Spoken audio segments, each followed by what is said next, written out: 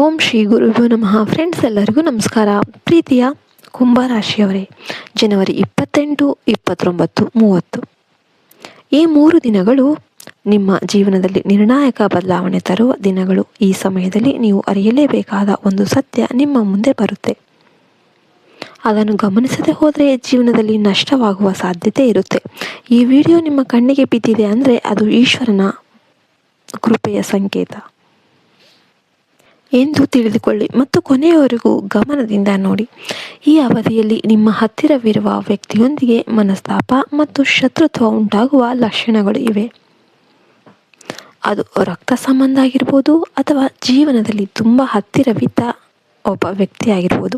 ಇತ್ತೀಚೆಗೆ ನೀವು ಅನುಭವಿಸ್ತಾ ಇರುವ ಮಾನಸಿಕ ಗೊಂದಲ, ಅತಿಯಾದ ಆಲೋಚನೆ, ನಿದ್ರಾಹೀನತೆ, ಆತಂಕ ಇವೆಲ್ಲವೂ ಏಳಿನ ಶನಿ ಪ್ರಭಾವದಿಂದ ಹೆಚ್ಚಾಗ್ತಾ ಇದೆ. ಈ 7 ಶನಿ ನಿಮಗೆ ಇಲ್ಲದ ಒಂದು ಆತಂಕಗಳನ್ನು ಹೆಚ್ಚು ಮಾಡ್ತಾ ಇದೆ. ಆದರೆ ಕುಂಭರಾಶಿಯವರ ದೊಡ್ಡ ಶಕ್ತಿ ಏನಂದರೆ ಸ್ವಯಂ ಪ್ರೇರಣೆ. ಎಷ್ಟೇ ಕಷ್ಟ ಬಂದರೂ ಕೂಡ ತಾವೇ ತಮಗೆ ಧೈರ್ಯ ತುಂಬಿಕೊಳ್ಳುವ ಒಂದು ಗುಣವನ್ನು ಹೊಂದಿದ್ದಾರೆ. ಹೊರಗೆ ನೋಡೋದಕ್ಕೆ ತುಂಬ ಹ್ಯಾಪಿ ಆಗಿರುವಂತೆ ಕಾಣಬಹುದು, ಆದರೆ ಒಳಗೊಳಗೆ ಅವರಿಗೆ ಒತ್ತಡ, ನೋವು, ಹೇಳಿಕೊಳ್ಳಲಾಗದ ವೇದನೆ ಇರುತ್ತೆ.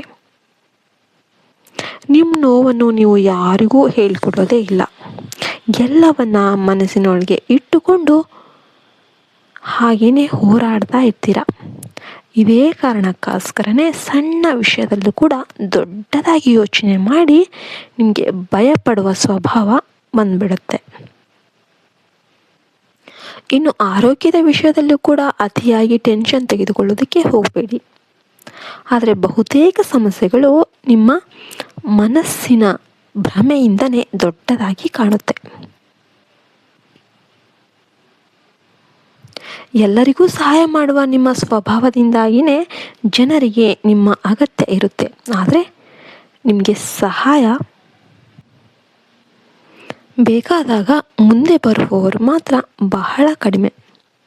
ಇದರಿಂದ ಮನಸ್ಸಿನಲ್ಲಿ ಒಂಟಿತನ ಮತ್ತು ಡಿಪ್ರೆಷನ್ ಫೀಲಿಂಗ್ ಬರುತ್ತೆ. ಈಗ ಸಮಯ ಬಂದಿದೆ,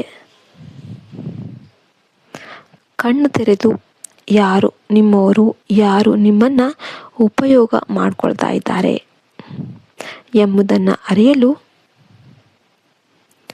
ನಿಮ್ಮ ನೋವಿಗೆ ಪ್ರತಿಕ್ರಿಯೆ ಇಲ್ಲದವರು, ನಿಮ್ಮ ಕಷ್ಟಕ್ಕೆ ಕಣ್ಣೀರು ಇಡದವರು ನಿಮ್ಮವರು ಆಗೋದಕ್ಕೆ ಸಾಧ್ಯನೇ ಇಲ್ಲ.